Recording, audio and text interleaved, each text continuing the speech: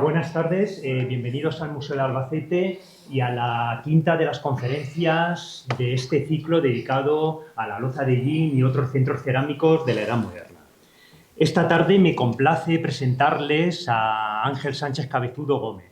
Es licenciado en Derecho por la Universidad Complutense de Madrid y doctor en Historia del Arte por la Universidad de Castilla-La Mancha, con una tesis titulada La cerámica de Talavera y el Real Monasterio del Escorial, que obtuvo la máxima calificación, un sobresaliente cum laude. Es académico de la Real Academia de Bellas Artes de Toledo, miembro de la Asociación Catalana de Cerámica y miembro de la Asociación de Ceramología. Y además forma parte de la Junta Directiva de la Asociación de Amigos del Museo Nacional de Artes Decorativas de Madrid. Ha sido Premio Nacional de Cerámica en 2017 en la modalidad de investigación concedido por la Asociación Española Ciudades de la Cerámica. El doctor Ángel Sánchez Cabezudo ha desarrollado un gran número de proyectos de investigación, entre ellos uno, el Spanish Society of America de Nueva York, con el título El coleccionismo de cerámica y otras artes decorativas españolas en el primer cuarto del siglo XX. Ha sido asesor científico y técnico en el área de porcelana y cerámica como miembro del Comité de Admisión de Obras de Arte de Ceriarte de la Feria de Antigüedades y Galerías de Artes. Ha formado parte también del comité científico de la exposición de Atémporas y 1000 años de cerámica en Castilla-La Mancha, que se desarrolló en el año 2018 en Talavera de la Reina, y fue responsable de la parte de la cerámica de Talavera de la Era Moderna. Es autor de un gran número de artículos, tanto publicados en revistas científicas de cerámica y también en congresos e incluso algunas de museología. Por ejemplo, algunos de esos títulos son Contertulios y compañeros de Guillermo de Osma en el coleccionismo cerámico, que fue publicado en 2023 en la revista de museología, o La vida cotidiana en la época del Greco a través de la cerámica, entre tantos otros. Y actualmente, ya ha preparado y está ya a punto de publicarse una monografía sobre la cerámica en la pintura del Museo del Prado, que va a ser editada por el CSIC y el Museo Nacional del Prado. En esta monografía han participado, mejor dicho, 3 de los investigadores que forman parte de este ciclo. El doctor Ángel Sánchez Cabezudo Gómez, que nos acompaña esta tarde, Jaume Coll, que impartió la segunda conferencia, y Alfonso Pleguezuelo, que nos acompañará la próxima semana.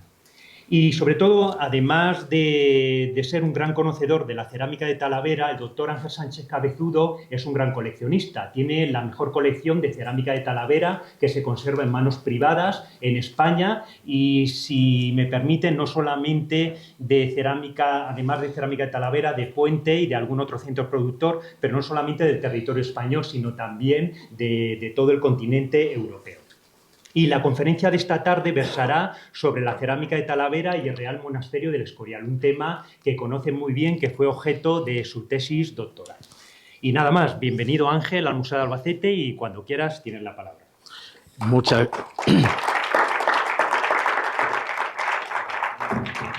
Buenas tardes, muchas gracias Pascual por tu generosa presentación. En primer lugar, quiero agradecerles que se hayan acordado de mí.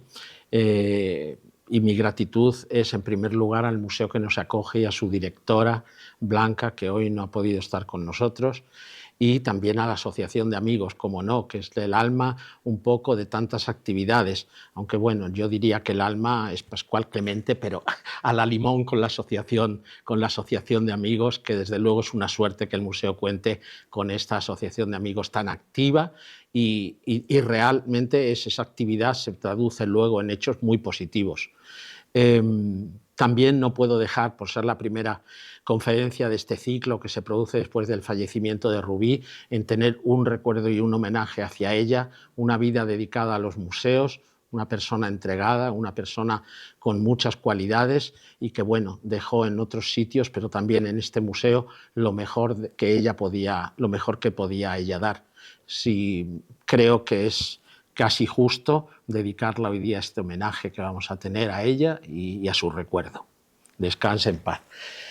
Y bueno, ahora ya pasamos a hablar de la cerámica. Cuando Pascual me propuso un poco hablar sobre Talavera como centro cerámico, se me ocurrió lo de Talavera y el Escorial, porque como vamos a ver, es un compendio de esa producción talaverana, porque el monasterio fue siempre, desde el momento casi en que se concibe el monasterio, por Felipe II, y hay unos frailes que se van de prestado a una pequeña casa mientras que se construye el monasterio, pero ya en el Escorial, ya encarga Felipe II vajilla Talavera para ellos. Y estos encargos se están produciendo hasta el momento de la exclaustración en el siglo XIX. De tal manera que cuando yo explico lo que es Talavera y el Escorial, digo que es una relación comercial que dura 300 años. Antes de eso, les voy a dar una pincelada de lo que es Talavera como centro de producción y por qué Talavera llega a ser centro hegemónico a partir de mediados del siglo XVI posiblemente hasta el siglo XVIII, en que entran otras manufacturas también que quizá arrebatan el mercado o la hegemonía a Talavera. Talavera está asentada en una planicie en las orillas del río Tajo. Estas tierras fértiles y regadas con agua abundante hicieron que a través desde la prehistoria se hayan producido asentamiento tras asentamiento.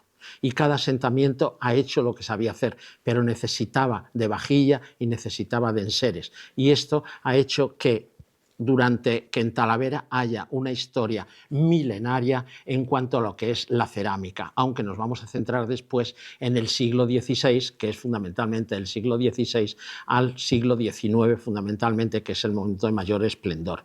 La tradición alfarera se remonta a la prehistoria, como se prueba si atendemos a los diferentes hallazgos de vasos campaniformes encontrados en excavaciones próximas a la ciudad del mundo romano. También tenemos claras muestras aparecidas en los restos de un alfar de aquella época, entre los que aparecen fragmentos y moldes para la fabricación de piezas de tierra sigilata hispánica, tanto liso como decorado. En el periodo visigodo, las muestras encontradas nos hablan de una pervivencia de las formas tardorromanas. En torno al siglo X aparecen ya las decoraciones verdes y moradas y posteriormente las de cuerda seca parcial, muy representadas en la actualidad. La conquista cristiana no parece que alteró las producciones de cerámica. En el siglo XIII y en el XIV se pueden fechar ciertos fragmentos con decoración verde y negra, con el fondo blanco estañífero. Y en el siglo XV aparecen ya las primeras decoraciones azules derivadas de las producciones levantinas. Es en el siglo XVI cuando comienza con cerámicas estañíferas decoradas en azul o manganeso, con motivos vegetales muy esquemáticos.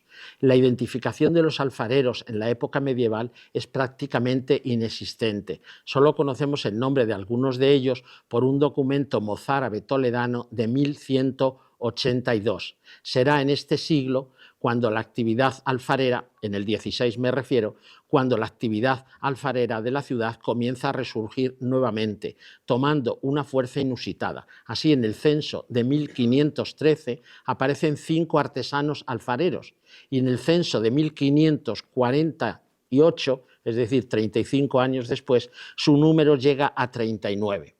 Al margen de esta breve evolución histórica, queremos reseñar las alabanzas que ya en este momento, en el siglo XVI, tenían estas producciones. Son varios los autores que expresan en sus textos literarios la calidad de las mismas, siendo la primera la del gran humanista siciliano Lucio Marineo Sículo, que llegó a España en la última década del siglo XV y escribía latín y castellano, autor de varias obras, señalando sobre el tema que nos interesa en su obra De Rebus Hispaniae Memorabilis, en Alcalá de Henares en 1530, al hablar de las vajillas y cosas de barro que en España se hacen, expresa: también en Talavera se labra muy excelente vedriado blanco y verde, lo cual es muy delgado y sutilmente hecho. Posteriormente, García Fernández, en su manuscrito Historia de Talavera, en 1560, al referirse a las producciones cerámicas de la ciudad, dice: hácese en Talavera barro vedriado blanco, verde, azul, jaspeado y de otros colores interpolados. Es lo mejor que en Castilla se labra. Respecto de la azulejería, a lo renaciente, la primera obra fechada que conocemos es en 1561, realizada para decorar el palacio de don Diego de Vargas, secretario de Felipe II, en la ciudad de Toledo. Bueno, Esto es un preámbulo o una entradilla para lo que ha sido Talavera como centro de producción cerámica hasta llegar al siglo XVI. Ahora bien, vamos a ver ahora por qué Talavera es ese centro hegemónico y se debe fundamentalmente a dos hechos. Uno es la figura del rey Felipe II y otra es la de un alfarero flamenco nacido en Amberes que contrata a Felipe II y le exige que se traslade a Talavera y monte hornos en Talavera. Felipe II había nacido en Valladolid en 1527 y muere al finalizar el siglo en 1598. Pero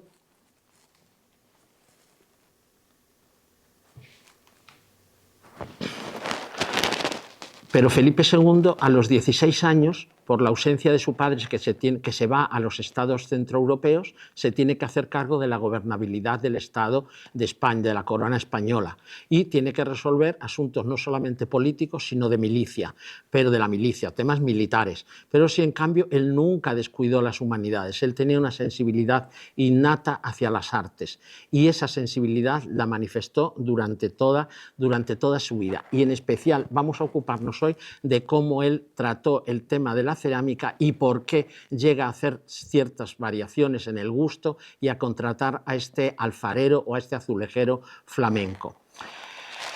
El monarca presta toda, como decimos, el Escorial es un ejemplo de ello y de cómo el monarca quiere que la dinastía de los Austrias aparezca ante la historia. Felipe II tuvo siempre presente durante su existencia el peso que la historia depositó en su persona y exige la máxima dignidad no para sí, sino para lo que él representa. Felipe II, como decimos, desde muy joven se ve abocado a la gobernabilidad, pero su padre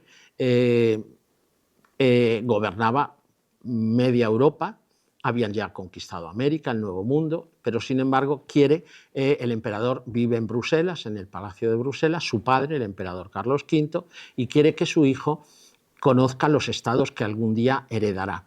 Entonces Felipe II hace dos viajes por Europa.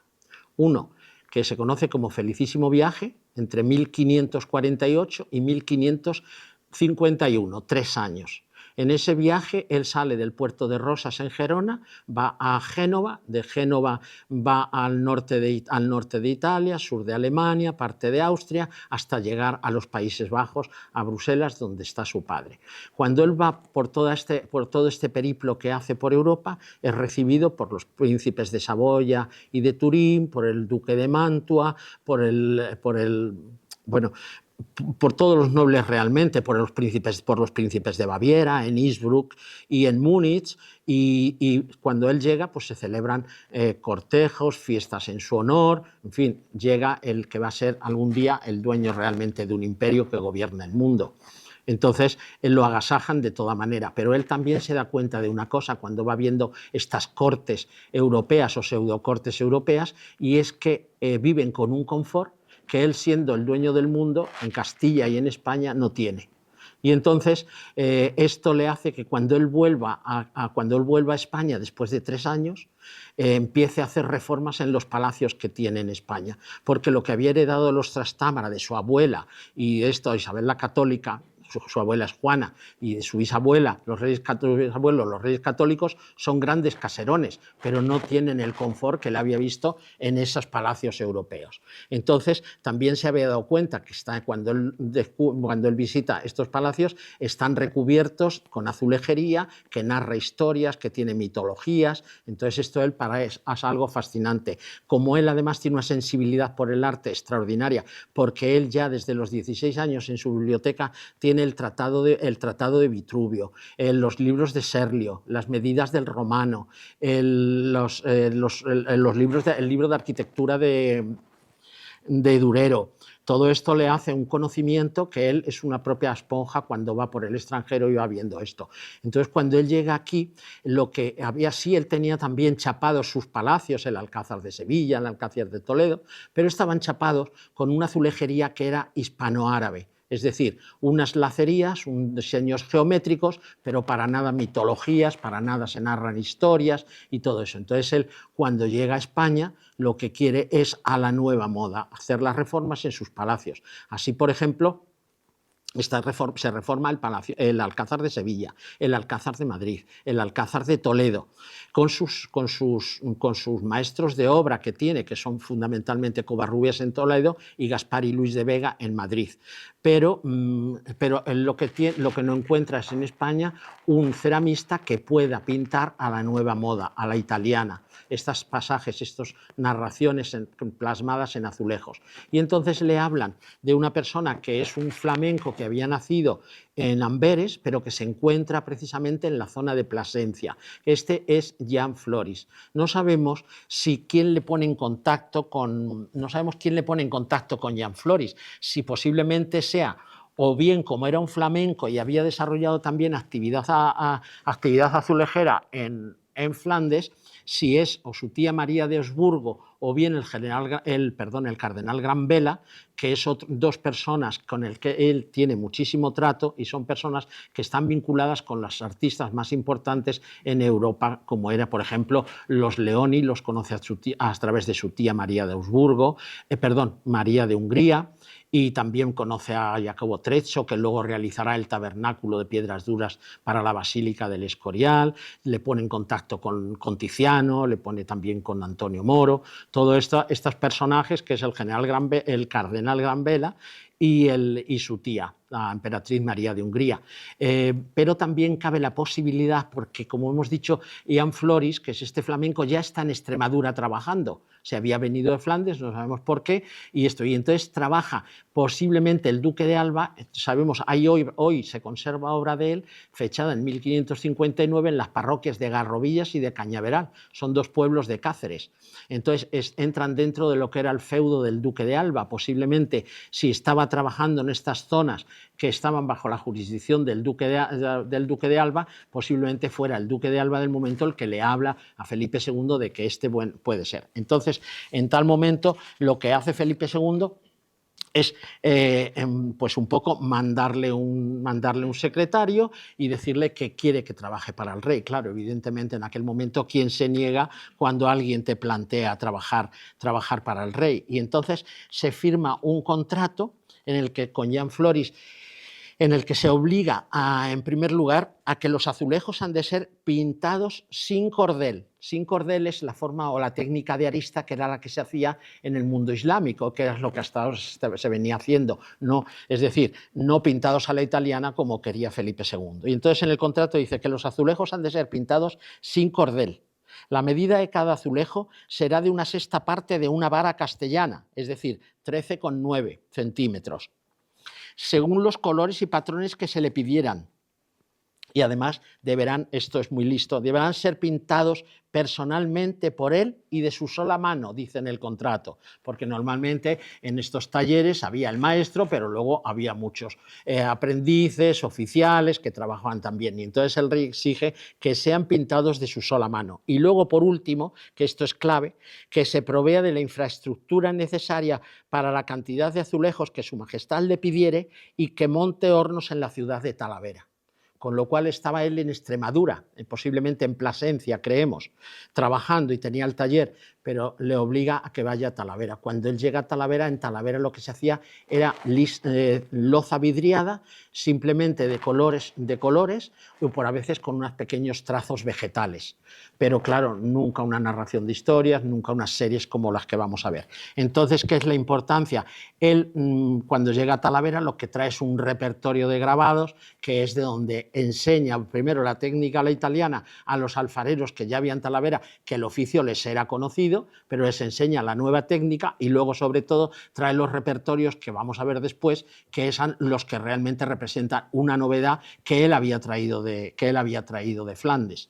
Entonces, esto es realmente por lo que Talavera se convierte en un centro hegemónico. ¿Por qué Felipe II le dice que se traslade a Talavera y monte hornos en Talavera? Pues es algo que no sabemos, pero yo en mi tesis explico que Felipe II era un hombre que pensaba mucho, que aunque tenía un imperio, pues miraba también el dinero y sobre todo las facilidades de trabajo. Y entonces él tenía obras, porque no les he dicho que cuando él vuelve del primer viaje en 1551, él empieza, además de las obras que ya estaban en los alcázares, él empieza la reforma en la Casa del Bosque de Balsaín, en la provincia de Segovia, en la vertiente segoviana de la Sierra de Guadarrama, que tenía un palacio. Él empieza también reformas en el Pardo, y crea la casa de Aceca en la Sagra Toledana, que era un cazarero, entre Toledo y Madrid, una especie de pabellón de caza. Entonces, todas estas reformas él ya las empieza, pero siguiendo a la nueva moda.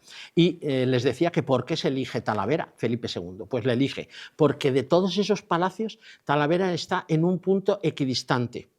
Además, son a 100 kilómetros o ciento y pocos kilómetros, lo cual no es una distancia exagerada. Y lo segundo, y muy importante, es que era una ciudad que, segundo lugar, Talavera tenía ya unos conocimientos, se decían, no tenían que partir de cero en cuanto al conocimiento de la alfarería y de las técnicas y del manejo del barro, del torno y de todas estas cuestiones técnicas. Y por último, quizá la más importante, es que la orografía para el traslado de los azulejos desde Talavera a sus diferentes obras era un territorio totalmente plano, o sea que eran 100 o 120 que a lomos de caballería sin tener que pasar ninguna cordillera, ninguna sierra. Y yo creo que esas son las tres cuestiones por las que él elige Talavera y que son cuestiones de peso.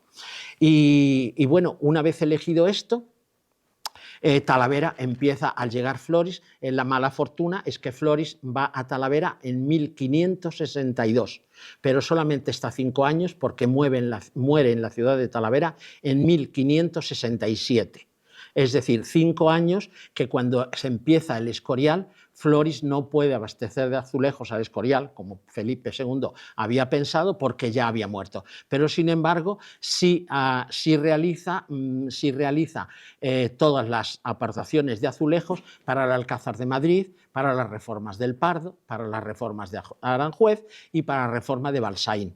Tenemos la mala fortuna de que de ninguna de esas 4 obras que él realizó en grandes superficies, pavimentos y zócalos, conservamos nada, porque todo ha sufrido incendios, desde el Alcázar, que se incendia, y el Palacio de Oriente, que hoy vemos en su lugar, es fruto del siglo XVIII ya, pues de todo lo que es el Alcázar de Madrid no quedó nada tras el incendio y cuando se demolió. Y luego ya en Aranjuez otro incendio, en el Pardo igual, en Balsaín ahora mismo es una ruina, en fin, que no tenemos obra más que de la que hizo cuando estuvo antes de servir al rey en Plasencia, en las parroquias estas que he dicho antes.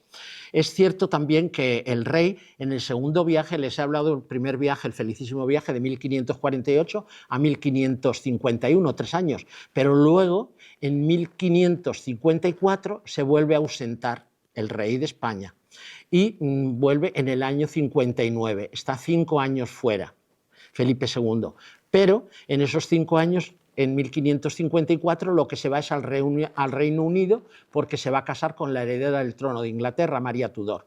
Se casa con ella, vive un año en Inglaterra, desgraciado afortunadamente, pero el curso de la historia creo que hubiera cambiado mucho, no tienen descendencia en ese año, muere la reina, y entonces él, cuando muere la reina, se viene otra vez para España, pero en ese año no tuvieron descendencia. Hay que pensar lo que hubiera sido si se une el Imperio Británico y el Imperio Español, pero no fue así. Y entonces lo que sucedió es que cuando él vuelve de este regreso del viaje, en 1556, su padre, el emperador, en el Palacio de Bruselas, abdica y le hace heredero del trono español, es decir, que cuando vuelve en el año 59, 1559, a España, viene ya como rey de España. Después, en ese momento, es cuando se inicia la reforma del Alcázar de Madrid.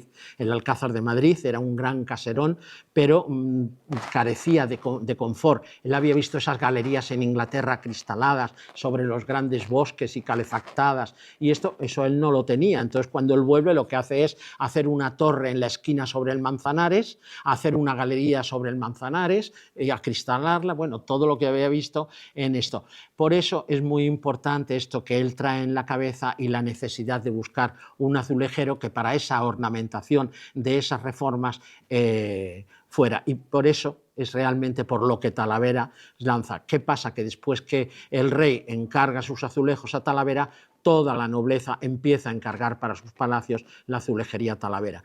Y eso hace que Talavera sea el centro hegemónico, no por esto, sino porque Floris lo pone a la moda dejando allí los diseños y los repertorios que luego serán aplicados por los alfareros muy conocidos que trabajarán para el Escorial, pero ya les ha dejado formado Ian Floris. Entonces, este preámbulo es necesario para que entiendan ese cambio de gusto, del gusto islámico, de las lacerías, de la azulejería de geometría, con diseños de geometría, a la azulejería figurativa o simplemente vegetal ya del Renacimiento.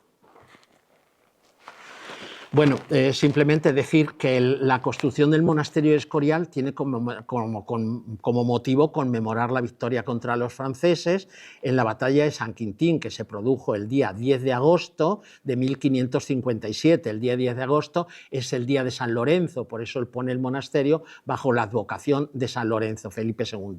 Las obras se inician en 1563 y terminan en 1584, 21 años.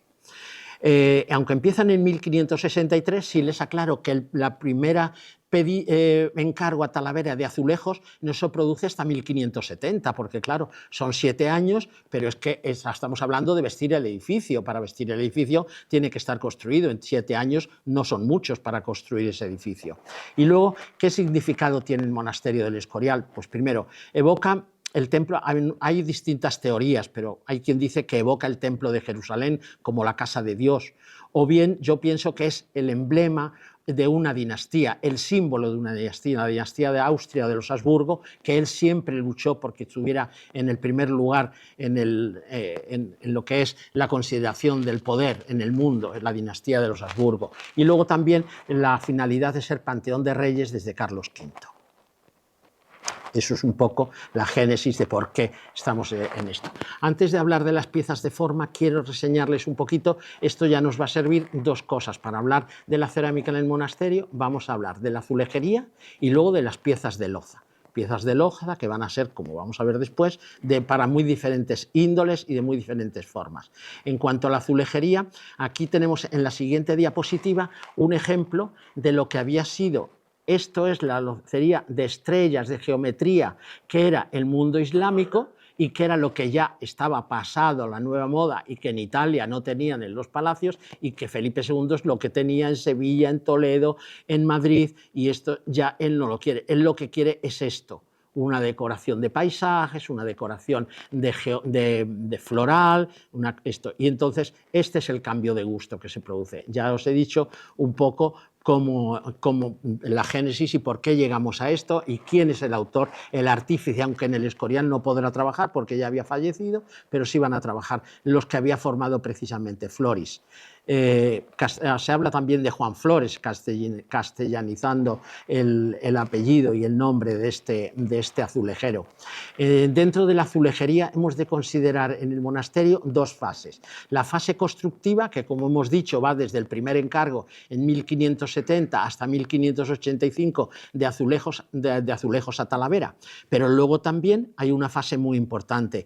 Cuando han transcurrido 100 años, hay un incendio pavoroso, que esto prácticamente se desconoce, hay un incendio pavoroso en el Escorial en el mes de julio del año 1671. Se quema prácticamente casi 2 salas enteras del monasterio, hasta tal punto que se piensa dejarlo abandonado y no reconstruirlo. Pero es Mariana de Austria, la madre de Carlos II, la regente, la que está en ese momento, se reúne con varias autoridades, maestro de obra de la Catedral de Toledo, con Zúmbigo, con varios, y dicen que esto no puede ser, que el monasterio de Escorial, porque se hacen bastantes propuestas. Una de ellas es quitar los chapiteles tan inclinados que tenía de pizarra y hacer unos tejados más planos, que esto aligeraría un poco el coste, pero bueno, se piensa que después eso transformaría la idea del monasterio y que no sé esto, y se opta por hacer lo que se había hecho. Pero esto 100 años después, como consecuencia de esas obras, veremos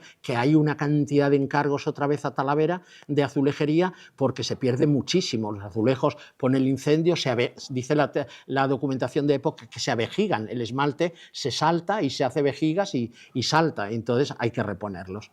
Bueno, en cuanto a la azulejería, refería a los diseños del Escorial, Felipe II quiere una homogeneidad dentro del monasterio y luego también una austeridad. No quiere en este caso, como en su palacio, en el Alcázar de Madrid, que sí quería narración de historias mitológicas. Sin embargo, aquí lo que quiere es algo mucho más austero y muy unificado, porque él dentro del Escorial también tenía el Palacio del Rey, la Casa del Rey, pero hace los mismos diseños para el en todas las partes del monasterio y en el Palacio del Rey. Y son básicamente estos dos motivos. Lo que es el diseño de florón principal, que es esto es se forma con 4 azulejos, y este otro también, que es el florón arabesco, que se forma con otros 4 azulejos, pero eso nos da estos paneles, que son los que recubren casi todas las salas o salones. Hay a veces que están recubiertos o enmarcados con esta decoración de caracolillos o de sogueado que vemos aquí, o también como este otro, que está rematado, simplemente no va enmarcado, más que lleva un rodapié abajo, no lleva en los costados, y simplemente arriba lo que aparece también es un remate, que en la documentación se habla de ventanicas, remate o corona de ventanicas. No hay decoración polícroma en todo el Escorial, tan solo en una escalera un poco secundaria existe este mismo diseño, que es el de florón principal polícromo, pero es algo muy raro. Es el único muestra que se ha encontrado, en el monasterio. Luego decir solamente que las compras, hay también ciertos equívocos y hay que ser honestos. En el momento de la fase constructiva, los azulejos que se encarga mayor cantidad a Toledo que a Talavera, y lo vemos aquí. Compras a Talavera y compras a Toledo. Compra de azulejos a Talavera, 87.000. Compra de azulejos a Toledo, 117.000. Pero como les dan los patrones, se copian los diseños y se reciben de Toledo y de Talavera. Pero en ese momento de la fase inicial se encargan más azulejos a Toledo que a Talavera. Ahora bien, cuando llegan 100 años después,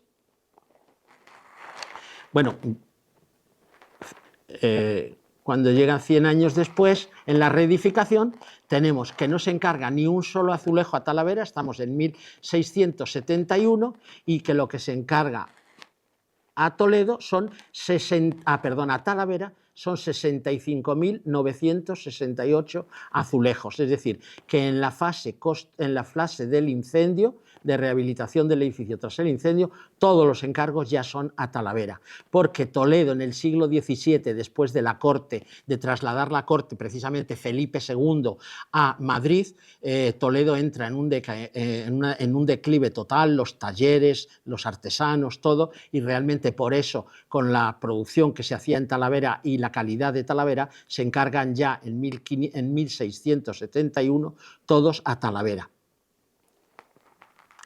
Los pavimentos que hoy se conservan en el monasterio no tienen nada que ver con los originales, pero sí son un recuerdo. El pavimento original fue con loseta de barro y con azulejo intercalado, como vemos aquí en estos pasillos, aunque estos son zonas muy secundarias que no están alteradas y que no se ha repuesto. Simplemente son una cintilla de Talavera sobre baldosa de barro. Y ahora hay que decir que a mí me sorprendió cuando visité el refectorio, el comedor de los monjes, que tenía una decoración, un suelo que estaba hecho con técnica morisca, con técnica de arista. Si bien es cierto que, como vemos aquí, ya no hay geometría, sino que son decoraciones vegetales, volutas, acantos, todo esto. Es decir, ya son diseños renacientes, pero la técnica me sorprendió. Entonces yo pregunté al prior, esto hace 15 años, 12 años, y me dijo: yo he conocido la reposición del suelo, el pavimento del refectorio, que se hizo exactamente igual que el antiguo, pero estaba totalmente desgastado. Hemos de entender que aquí entraban 150 monjes a comer y a cenar todos los días. Después de 3 siglos y pico, pues es lógico que estuviera desgastado. Pero me daba una clave, porque me decía que él recordaba que era exactamente igual. Entonces busqué en el expediente que se conserva de obras en el Palacio de Oriente de Madrid y me encontré efectivamente quién había hecho este suelo, que lo encargan a Sevilla. Se dice que se hagan los mismos diseños que tiene el pavimento original. Y luego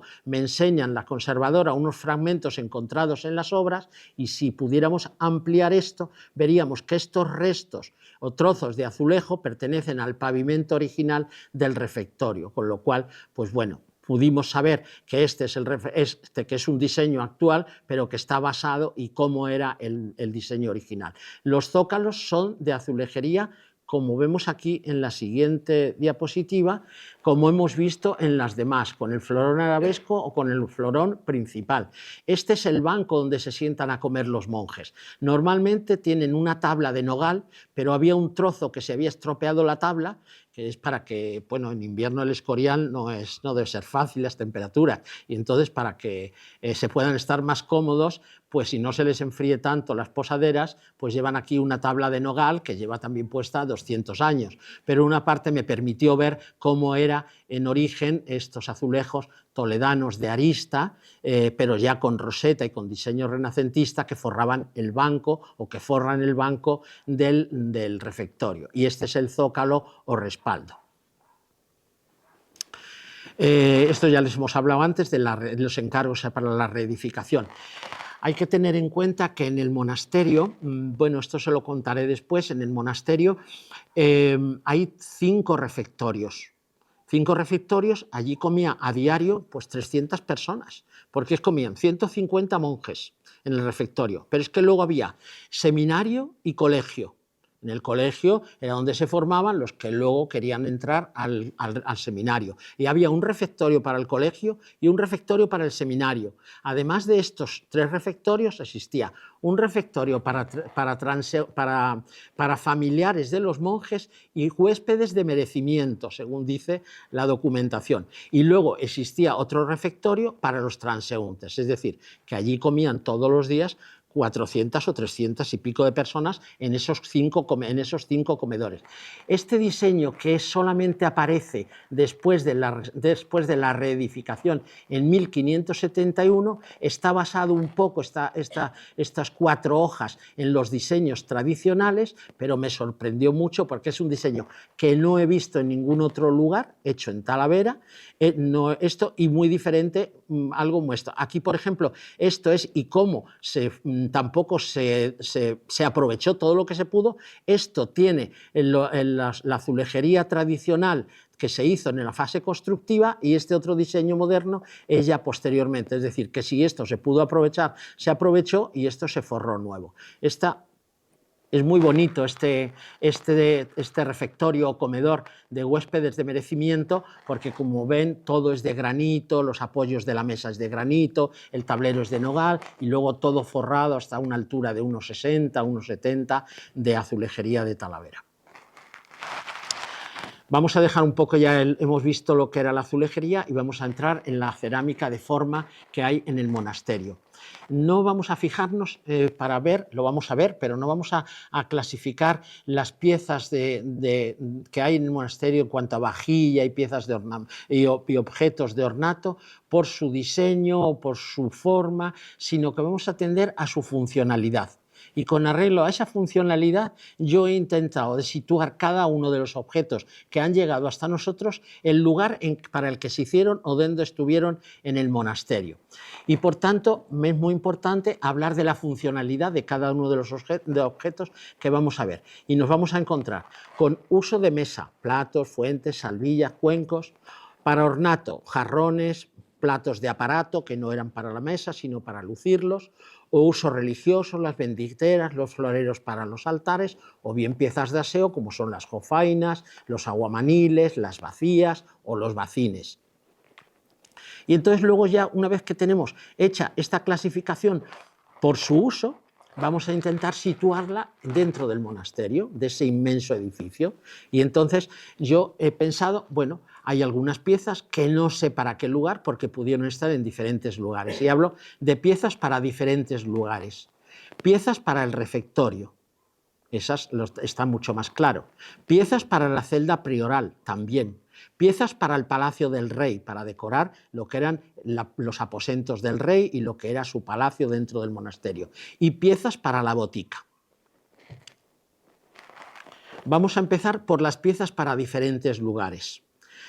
Son un conjunto de orzas y barriletes con diferentes esquemas decorativos, pero todos ellos pertenecientes a la serie de herrajes o esponjados o jaspeados. En cuanto a su funcionalidad, pensamos que son algunos de los muchos vasos para ramilletes y azucenas que se compraban, como se constata en numerosos documentos de pago. Su ubicación podía ser variada, o los aposentos de su majestad, o la celda del prior, o la celda vicarial, o la iglesia de prestado, o la basílica. ¿Y qué son estos? ¿Por qué yo digo que estos vasos pueden ser estos? Aquí vemos, estos son los elementos que hoy nos han llegado. Son piezas de diseño renacentista y flamenco. Son unas piezas muy cultas, como vamos a ver, hechas para la corte y para el rey, para el monasterio. Tienen el emblema de la parrilla de San Lorenzo, que es el símbolo del monasterio, y por el otro lado el león Jerónimo, símbolo de la orden. Ahora lo veremos. Ahora bien, estas piezas, ¿cómo surgen en Talavera? ¿A quién se le ocurre hacer estas decoraciones que son netamente flamencas? Pues todos estos diseños los trajo Ian Floris. ¿Y quién los hace? Los hace sus discípulos más aventajados, que además firman los documentos de pago y los encargos para el monasterio, que eran Juan Fernández y Antonio Díaz. Y, por ejemplo, uno de esos documentos de pago, en julio de 1573, pago a Juan Fernández, maestro de hacer azulejos, vecino de Talavera, por los azulejos, alizares, tiestos, albaqueros y 6 vasos jarras para azucenas y ramilletes, y otros 35 más pequeños. Eso en julio de 1573. En junio de 1575, otro pago. Tiestos y albaqueros más 16 jarras vasos para azucenas. Y en el 78 se paga a Antonio Díaz una carga de vedrío de Talavera. En ella venían 2 docenas de jarrones. Poquitos nos han quedado porque prácticamente casi los que les muestro en las fotos, han llegado muy pocos. Pero bueno, aunque se hicieron bastantes docenas, pero eran piezas que estaban. Evidentemente, yo estos jarrones, por el adorno que tienen, los he identificado con las piezas que me encuentro en la documentación como para ramilletes y para azucenas. A Felipe II le encantaban las flores y el jardín, y él tenía siempre flores en su dormitorio. Por eso se habla de piezas para el dormitorio, para los aposentos del rey. Estas piezas, como ven, son muy cuidadas. Se llaman también dentro de las series talaveranas de la serie de herrajes, porque todo esto, lo que une a los diferentes dibujos, son una especie de trabajos de hierro, que forman estos tondos donde se aloja la corona con la parrilla, o donde se aloja el león de la Orden Jerónima. En este caso vemos aquí el león de la Orden Jerónima. En la siguiente diapositiva vemos esto. Bueno, todo esto que hay alrededor y que une los diferentes dibujos imita trabajos en hierro. Por eso se habla de serie de herrajes en Talavera. Esta serie surge realmente en Francia, pero por artistas italianos. En 1480 se había descubierto en Roma la Domus Aurea, la Casa de Oro, era del emperador Nerón. Entonces, cuando se descubre esta cueva de la Domus Aurea, surge en 1480 un repertorio inusitado que va a enriquecer el Renacimiento italiano con el motivo que se denomina el grutesco.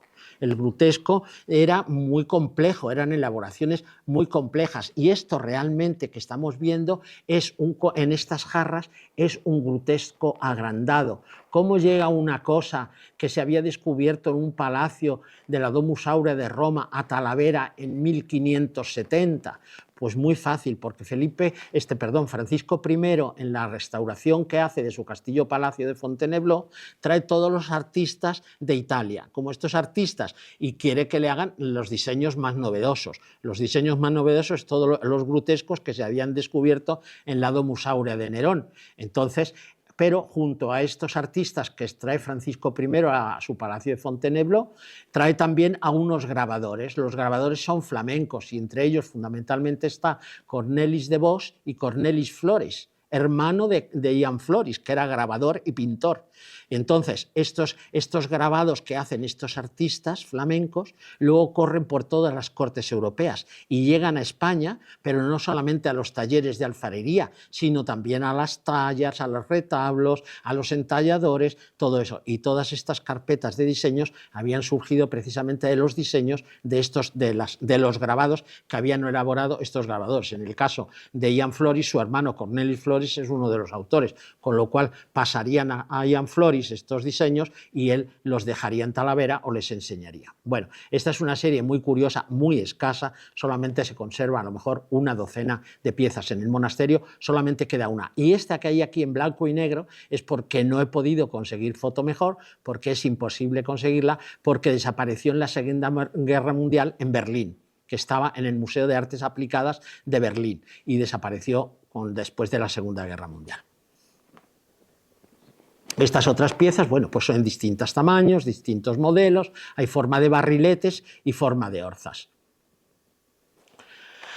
Luego también, estas son también, porque estas piezas a lo largo se habían adjudicado como piezas de la botica. Mrs. Frottingham, que era una americana que llega a España en los años 50, una verdadera investigadora y que ya estudia la cerámica de Talavera y la cerámica española, pues estudia mucho las piezas para el Escorial y en concreto dice que estos son orzas en sus escritos, son orzas para la botica. No comparto esta idea y hoy día está prácticamente esto.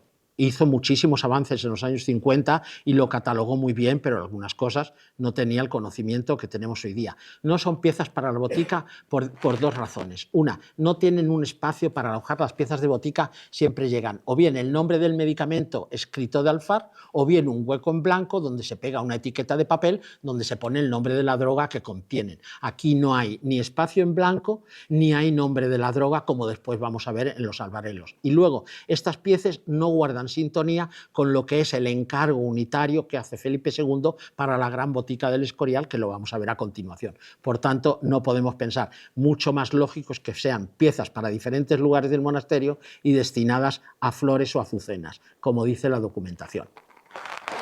Piezas para el refectorio. Como ya les he contado antes, todos los refectorios que había en el monasterio y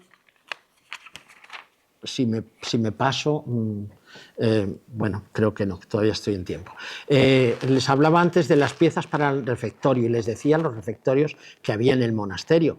Y evidentemente también se ha venido entendiendo un malentendido en las publicaciones sobre lo que eran las piezas para el refectorio del Escorial. Y es que, como después veremos a continuación, hay unas piezas muy elaboradas hechas en Talavera en diferentes siglos y hechas con el nombre de diferentes priores del Escorial. Y entonces, cuando se publicaba algo, se decía, esto es del refectorio del Escorial. No, no es cierto. Y era algo que a mí siempre tuve en la cabeza, como en un lugar donde se come, porque esas piezas, perdón, he de aclarar que esas piezas llevan cada pieza el nombre del prior del monasterio, pero es que el prior del monasterio cambiaba cada 3 años y si repetía mandato, cada 6. Entonces, ¿cómo es posible que cada 3 o cada 6 años incluso se pudiera encargar vajilla para 400 comensales tan elaboradas como vamos a ver posteriormente?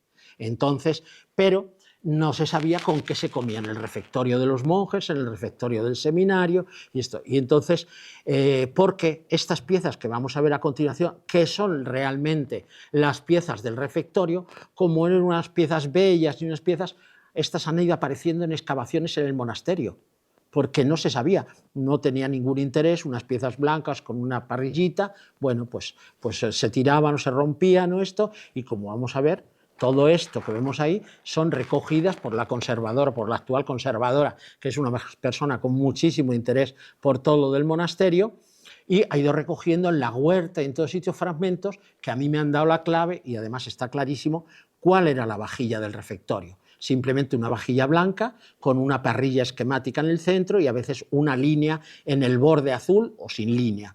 Y esta sí que es la vajilla del refectorio. Piezas para el refectorio, pues por ejemplo, este salero que tenemos aquí, perdón, este salero es un salero de pocillo, de pellizco, que sí que habría distribuidos por todo el refectorio. Solo se ha conservado este, que creo que está en el Museo Marès de Barcelona. Y luego todos estos fragmentos que has ido encontrando. Surge luego en el siglo XIX una decoración muy general, que estas piezas sí que son no los platos donde comer, pero sí se ornamenta un poco los platos que van a ser donde se lleva la comida a las mesas corridas del refectorio, que son estos platos, son platos grandes y son platos para llevar al refectorio a servir. Esta jarra, pues para servir agua o vino. Estas eran unas jarras de doble asa, ya las pintó Zurbarán con esta misma forma. Estamos en el siglo XIX, pero las formas perviven, y lo tenemos en el cuadro de San Hugo, en el refectorio de Zurbarán, con estas mismas jarras, que son jarras fraileras. Estas jarras se deberían situar en las mesas corridas cada dos frailes, porque tenían dos asas para que cada uno pudiera coger, y bebían cada dos en la misma jarra. Esto es una base de vinagreras, y esto es una aceitera pequeña, que iría no en este juego, sino en este juego en otro parecido. Entonces, esto luego ya en el 19 sí que digamos que se ennoblece un poco el refectorio con estas piezas de servir, aunque las piezas de uso de comer de cada uno de los monjes, pues eran estos platos, porque aquí, aunque no quiero detenerme, tenemos este que es un perfil del siglo XVI, pero este plato ya con repié y con anillo de asiento es un plato del XVIII, o sea que han ido apareciendo de las diferentes épocas, por los perfiles podemos determinarlo. Entonces, después, como hemos dicho, el Palacio del Rey, si veíamos el monasterio desde una vista aérea, tiene la forma de parrilla, hasta en eso fueron cuidadosos. El mango es un cuadrado que tiene un mango, que es el mango de la parrilla. Bueno, ese mango es todo lo que es el Palacio del Rey, el palacio para Felipe II y para sus hijas. Luego ha seguido usándose por los siguientes, en el siglo XVII, en el siglo XVIII, por los diferentes monarcas de la Casa de Austria y de la Casa de Borbón, aunque la Casa de Borbón hace también ya más adaptada a lo que es la vida del siglo XVIII, en un área del monasterio que se llama el área de los Borbones o el Palacio de los Borbones, pero es el mango del monasterio, de la planta del monasterio, es que es el verdadero palacio de Felipe II, y cuando hoy visitamos las habitaciones de Felipe II son exactamente esas. Bueno, entonces también ahí entra azulejería de Talavera. No les he dicho antes, pero es curioso que se lo diga ahora, aunque esto, que cuando muere Felipe II, en el inventario de su fallecimiento, de los bienes muebles, además de, claro, mobiliario, alfombras, tapices, de todo, en la sección de que podríamos llamar porcelana y cerámica, se contemplan 3.121 piezas de porcelana de la China. Hay barros de Faenza, hay barros de Talavera, hay búcaros y barros colorados y barros de diversas denominaciones. Estos son los epígrafos que agrupan a las diferentes piezas en el inventario de Felipe II de bienes muebles con lo que respecta a la porcelana. Estamos en 1598 y ya tiene 3.121 piezas inventariadas de porcelana china. Bueno, pues para ese ornato y para ese uso del Palacio del Rey también se encargan en la parte del monasterio. Sabemos que en la Casa del Rey se concluyó entre 1576 y 1577, pero tales espacios no se pueden usar o no se usa hasta 1583, fecha en que regresa Felipe II de Portugal, a donde había ido en 1580 para hacerse cargo de la corona de aquel país.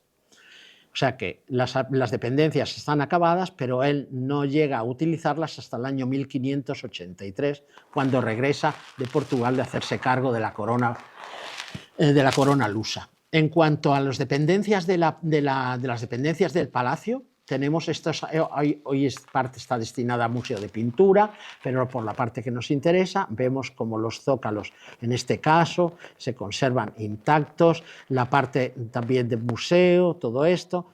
Luego, en la siguiente diapositiva tenemos la gran galería de paseo que ocupa todo el largo del Mango, son 300 y pico metros, me parece sí, 300 metros que ocupa esta galería, que estuvo dividida en tiempos de los Borbones, pero luego después en el siglo XX se vuelve al estado original, y era la galería de paseo. Realmente se podía pasear con estas dimensiones, y esto es una parte, un detalle del zócalo de la galería de paseo. Pero luego también, junto a la azulejería, hay piezas de ornato para el Palacio del Rey, y nos encontramos con estos jarrones encargos a Talavera, que es una aportación mía también de mi tesis, porque sí se sabía por estos detalles que esto estaba construido para el monasterio, pero no se sabía más. Y entonces resulta que yo me doy cuenta de una cosa, que mientras que todas las piezas llevan por una cara la parrilla y por otra el león alusivo a la orden jerónima, estas piezas muy cuidadas, muy bonitas en cuanto a su decoración, llevan parrilla por este lado, y este, que es el otro lado, lleva también parrilla, con la cual aquí no hay alusión a la orden, lo cual nos está indicando que esto es para el monasterio del Escorial, pero para nada en relación con el convento, sino con el Palacio del Rey. Esta otra pieza también se la sacó en blanco y negro porque estaba en Berlín y también se perdió en la Segunda Guerra Mundial. Pasamos, bueno, solamente decirles que en cuanto como detalle documental de las piezas para la celda, para el Palacio del Rey, que tenemos, por ejemplo, encontré este pago de 1577. Se paga Antonio Díaz, maestro de Alfar, vecino de Talavera, por la siguiente vajilla: 4 docenas de platos de vasilla con armas reales, a 5 reales la docena. 2 docenas de platos grandes gallineros, pintados con el escudo, a 10 reales la docena, con el escudo de las armas reales. 1 docena de fuentes grandes, a 2 reales y medio cada una, y por 1 docena de saleros pintados con sus atapadores, 12 reales. Es decir, que he encontrado documentación que respalda con estos pagos todos los encargos, que unos iban destinados al monasterio, al convento, y otros, como en este caso, por tener las armas del rey, como sucedería con estos jarrones, estaban destinados precisamente al Palacio del Rey. Ahora viene otra parte también curiosa, y que es, como les he dicho antes, estas piezas que vamos a ver aquí eran las que se consideraban, porque tienen como vemos ahí, aquí arriba, esta es de Juan de Santisteban, esta es de Fray José de Talavera, el nombre de distintos priores. Entonces yo pensaba, como estas piezas tan elaboradas, cada 3 años se puede tirar estas vajillas o cambiar o hacer un encargo así a Talavera. El Escorial como monasterio tenía muchos caudales, pero bueno, a mí se me hacía un dispendio, y por eso empecé a investigar que esto no podía ser. Efectivamente, todas las piezas que se atribuían al refectorio, que son estas, que luego vamos a ir viendo detenidamente, no eran las piezas donde se comía en el refectorio. Estas eran para la celda prioral. ¿Qué pasaba? Pues que el prior tenía como un monje más una celda en los claustros del monasterio, pero luego, en la parte más noble del monasterio, tenía la celda prioral de representación. Esa celda era un pequeño apartamento donde, además de despacho, biblioteca, comedor, tenía hasta cocina. Es decir, allí es donde recibía a los dignatarios. Y para esos dignatarios y esa celda prioral, que hoy todavía se conserva en el monasterio, la celda prioral, y podemos ver las grandes pinturas y la decoración que tiene esos espacios, es para donde se realizaban estas vajillas, que ahí sí que se entendía que pudieran cambiar cada 3 años con el nombre del prior.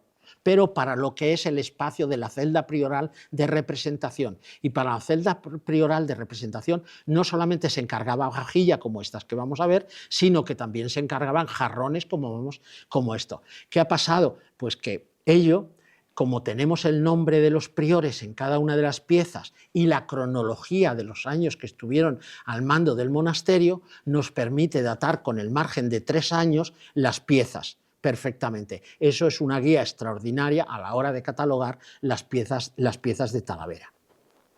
Entonces, bueno, esto que les acabo de contar es lo que pone en esta diapositiva, en el que ya empiezo a hablar de las piezas de forma para la celda prioral.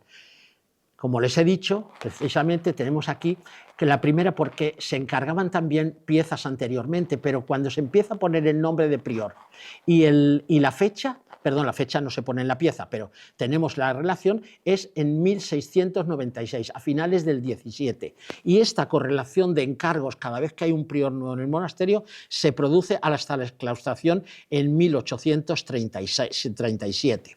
Entonces, esto, como les he dicho, esta relación es valiosísima para el estudio de las lozas de Talavera. Aquí tenemos pues cada una con estos platos, son los de finales del 17, Fray Juan de Santisteban, principios ya del 17, y luego vamos a ir viendo, esto es para el servicio de mesa, pero también dentro de la celda prioral hay su parte de aseo, hay la parte de mesa y la parte de ornato. Entonces tenemos para el servicio de mesa pues estas piezas. Para el servicio de mesa, también seguimos con el servicio de mesa, esas piezas, si ven ahí arriba pone, en esta por ejemplo, pone, yo como me lo sé, Fray Sebastián de Vitoria. Este prior estuvo al mando del monasterio 1745-1747. Pues dentro de esos 2 años es este plato, o este otro, o todos ellos. Esta serie no estamos hablando porque no quiero entretenerles mucho, esto pertenece a lo que es la serie polícroma de Talavera, es aquella en la que se utiliza un mayor colorido, con la ausencia ya no solamente con la tradición que había tenido el color azul, aunque luego estos finales del 17 y primera mitad del 18, aunque luego vienen a continuación estas series que se denominan series del claroscuro azul. Estas series del claroscuro azul estaban copiando a Génova y a Savona, porque no solamente Ellín y Aragón y Sevilla copiaba a Talavera, también Talavera copiaba a Génova y copiaba a otros centros europeos y recibía esas influencias. Por eso la cerámica podíamos entenderla con un adjetivo que a mí me resulta muy cursi, que hoy día se utiliza, que es muy transversal, porque une diferentes centros y además pues une tanto a Europa con España y dentro de España a diferentes lugares, o sea, que produce ese efecto de transversalidad que hoy se habla. Y un poco bromas o esto aparte, o anécdotas aparte, pues esta serie del claroscuro ocupa todo el siglo XVIII en Talavera. Generalmente es una escena campestre donde se sitúa el escudo del Escorial, con la parrilla y con el león de los Jerónimos. Luego ya dentro de lo que es el servicio de mesa y en el siglo XIX es muy curioso porque tenemos estos platos que son de mesa pero que se asemejan muchísimo más y además si viéramos son mucho más delgados, empiezan a hacerse a molde, se asemejan a las vajillas de porcelana que ya están un poco extendidas entre la burguesía en el siglo XIX, pero se siguen encargando a Talavera y se hace copiando precisamente esas cenefas y esas puntillas que se ponen de moda en la porcelana. Hemos hablado de piezas para la mesa, pero dentro de la celda prioral también había que adornarla y se encargan estos grandes jarrones también con el nombre del prior y con el nombre del prior de diferentes épocas y también tenemos de la serie polícroma, de la serie del claroscuro azul. Esta que hay aquí es del prior Madrid, la primera que hay con el nombre de prior, pero no la conservamos porque también se perdió en Berlín en el bombardeo. Y luego tenemos, dentro de la celda prioral, también tenemos uso devocional y podemos hablar de estas pilas de agua bendita. Tenemos esta, por ejemplo, con San Jerónimo y el León de los Jerónimos y esta con San Lorenzo y su parrilla, una pieza, y aquí el escudo del monasterio. Luego esta otra con San Lorenzo y la parrilla, y aquí tenemos, en cada una, tenemos aquí a los lados y en esta de frente el nombre del prior. Están hechas posiblemente para el dormitorio de la celda prioral. Eso en cuanto a uso devocional, pero también dentro de la celda prioral, cuando se dormía en ese espacio, había que hacer aseo. Y entonces tenemos estas piezas para aseo, esto que es un lebrillo, palangana, y luego esto que es una bacía para afeitarse. Se encajaba en el cuello y ahí se depositaba el agua y la espuma cuando se realizaba el afeitado del prior. Estas series, como he dicho antes, tienen mucho interés por su cronología y por la datación tan concreta, y es a lo que yo aludo aquí como referencia cronológica. Aquí sí tenemos es que esta foto tiene distinta intensidad que esta, pero si esta foto fuera mejor o estuviera más amplia, veríamos que esta orla es idéntica. y que estos árboles son idénticos y que esta escena, este suelo campestre es idéntico, solamente que aquí ha metido una arquitectura y aquí ha metido el escudo del Escorial. O sea que esta pieza y esta la tenemos datada porque tenemos el nombre del prior, pero esta que no la tenemos datada, que es de Talavera, pues es de esa misma cronología. Incluso si vemos la trasera, las ha decorado exactamente igual. Estas pinceladas que se daban en la trasera es un trasunto de las porcelanas chinas que también se decoraban con unos brochazos en la trasera. Y como también hay mucha en Talavera, ha habido mucha influencia de la porcelana china y se pintaba con maestros, a los maestros pintores se llamaban maestros de China, maestros de la China, y eran pintores de Talavera, pues esto. Dicho de esa referencia cronológica y la aportación que ello representa, también hay que hacer referencia a esos cambios estilísticos. Tenemos estas dos piezas en el mismo siglo, a mediados del siglo XVIII, y pertenecientes al mismo prior, Fray Bernardo Lorca. Mientras que esta seguía la tradición talaverana, este repitió mandato, por eso a los 3 años se encarga nueva vajilla en el segundo mandato, pero ya se encarga a la nueva moda, que es las decoraciones alcoreñas. Alcora en el siglo XVIII irrumpe en el mercado, quita la hegemonía talavera, el gusto francés ya con los Borbones y toda la situación, surge Buen Retiro para el ornato de los palacios de la burguesía y de la nobleza y de la realeza, y entonces Talavera decae, pero la que sube es la fábrica de loza fina de Alcora. Y esta es la que impone en el mercado sus diseños, y sus diseños son copiados en Talavera. ¿Qué pasaba? Que como el Escorial era un cliente fiel del Talavera, pues lo que hace es copiar los diseños de la moda, pero en Talavera. Entonces tenemos aquí estos cambios estilísticos casi en un mismo prior, con un tránsito de 3 años, incluso sin cambiar de prior. Vamos a ir acabando ya y vamos a hablar de la botica y sus recipientes. Una parte muy importante de la carta de fundación del monasterio obliga en su apartado 49 a que haya una botica y boticario y que esté cumplida y abastecida de todo lo que conviniere. El prior habrá de cuidar de que la botica esté muy bien proveída. La actividad hospitalaria y la atención a los enfermos que llevan a cabo las órdenes religiosas es una manifestación de la virtud de la caridad. La orden jerónima lo tenía como una de sus prioridades. En el Escorial, esta función caritativa está presente desde el comienzo mismo de las obras de su fábrica, creándose un hospital para los trabajadores en una modesta casa de la villa.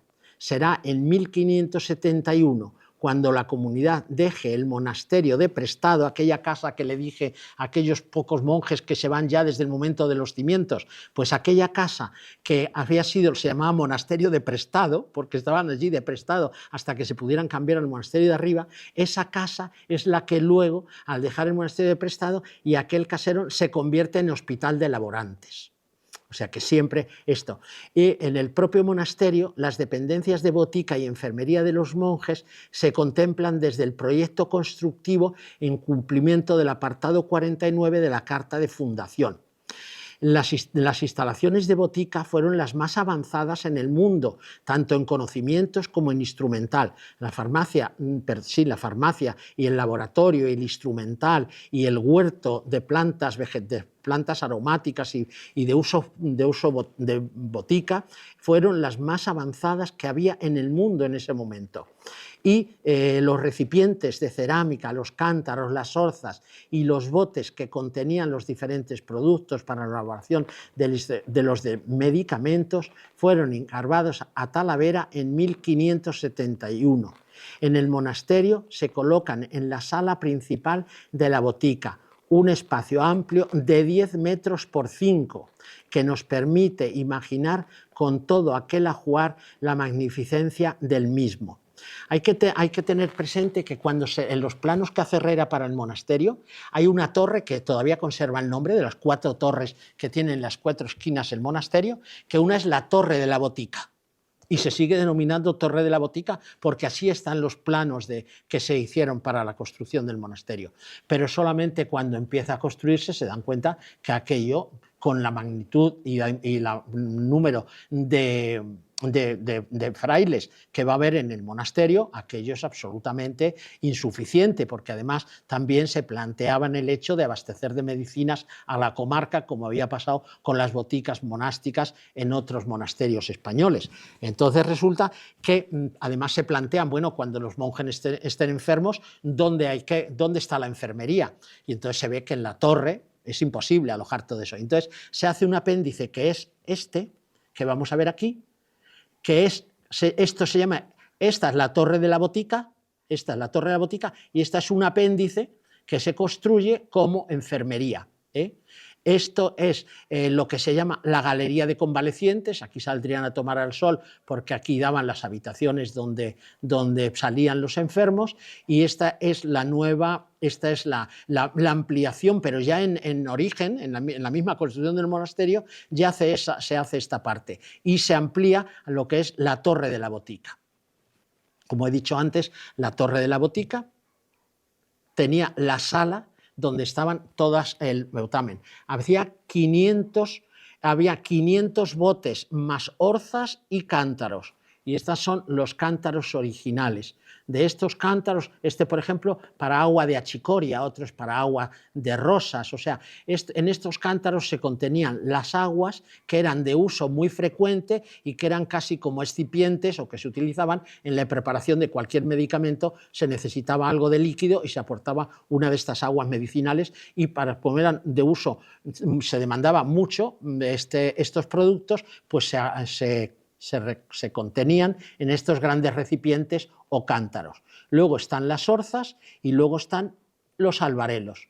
Los albarelos, esto es una novedad, es la primera farmacia que conozco que de alfar lleva grabado el nombre del medicamento, el nombre del medicamento en latín, o de la droga o de la planta que contenía, porque está en latín, porque las farmacopeas en aquel entonces estaban en latín, de que las farmacias estuvieran en manos de los monjes de los monasterios, porque eran realmente, además de saber escribir, saber leer y escribir, que no mucha gente sabía, es que sabían latín y sabían interpretar las farmacopeas para preparar los compuestos.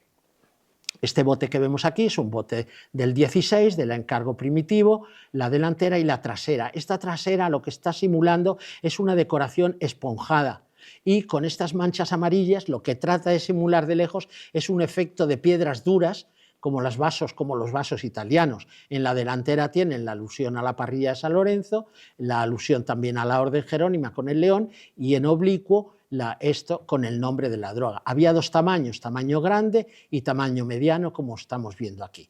Claro, estos botes estaban en las estanterías constantemente arriba abajo, y había muchas bajas como consecuencia de eso, y había que reponer. Entonces, en el siglo XVII, en el siglo XVIII, como en cualquier botica monástica, se producen reposiciones, y esas reposiciones unas veces son más fieles y otras veces ya el alfarero que hizo los primeros ya no estaba hacía mucho tiempo, y entonces se reinterpreta en el torno esas mismas formas y esas decoraciones.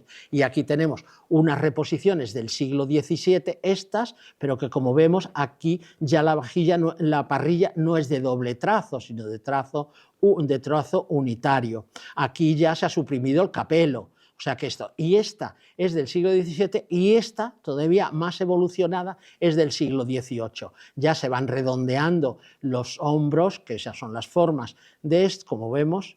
Si vemos estos, tienen un hombro anguloso, es un perfil del siglo XVII, mientras que en los siguientes, aquí vemos ya cómo se va suavizando, incluso aquí como este hombro ya es redondeado, como surge con los perfiles del siglo XVIII. Bueno, y luego es muy curioso porque se conservan en el monasterio estas orzas y estos botes, pero nada más que estas tres piezas. Luego hay alguna en algún museo, pero yo pienso que esto no se pudieron hacer porque evidentemente cambia la decoración por completo. Esto es una decoración ya polícroma que correspondería al siglo XVII, pero a mí lo que me sorprende es que si se hubiera renovado una parte de la botica, de esto se habrían encargado como menos 100 botes y conoceríamos alguno más, y simplemente conocemos prácticamente estos tres y un par de ellos más, pero de hecho son piezas de época alusivas al Escorial. A mí lo que se me ocurre es que, como el monasterio tenía granjas de recreo donde iban a veranear los monjes y donde también se mandaba a las convalecencias a los que habían estado enfermos, granjas además que eran grandes propiedades agrícolas con sus grandes edificaciones importantes para los monjes, pero también con sus grandes huertas que proveían la cocina del monasterio. No olvidemos que comían 300 y pico, 400 personas diarias, y había explotaciones que nada más que trabajaban de forma ganadera y de forma agrícola para abastecer la cocina y la despensa del monasterio. Bueno, pues yo pienso que en alguna de estas granjas dependientes del monasterio hubo un pequeño botiquín, y que entonces por eso ahí es donde corresponden, pero es una hipótesis mía que no la tengo confirmada. Y luego, por último, aunque no sea cerámica, sí me parece muy curioso decirles, estas cajas conservamos el contrato de encargo a un tal Paulín, a la ciudad de Toledo, están todas con pan de oro y luego con la decoración del monasterio, son una verdadera preciosidad. En el monasterio se conservan 3 o 4, pero aquí es donde se conservaban las plantas ya secas, las hojas de planta, porque al ser todo ello de madera, pues permitía también que respirara un poco las plantas y no se pusieran mosas si no se habían secado suficientemente. Todo esto hace, si nos imaginamos esa gran sala de 10 metros por 5, llena todos sus estantes con esas cerámicas brillantes que de lejos nos hacen recordar piedras duras, y todas estas cajas doradas con pan de oro, hace que cuando en 1664 la esposa del embajador inglés, cuando visitó en aquellas instalaciones Lady Farnsworth, dijera o escribiera: la botica es amplia, ricamente decorada y adornada con pinturas de oro y aplicaciones de mármol. Hay una sala interior donde se elaboran medicinas tan primorosamente amueblada y embellecida como la propia botica. Sin duda, el oro que vería Lady Farnsworth era el de las cajas y las aplicaciones de mármol, el jaspeado de las orzas, cántaros y botes. Creo con esto haber hecho una somera repaso de lo que ha sido la cerámica en el monasterio, y espero, con ello haber satisfecho su curiosidad. Muchas gracias por su atención.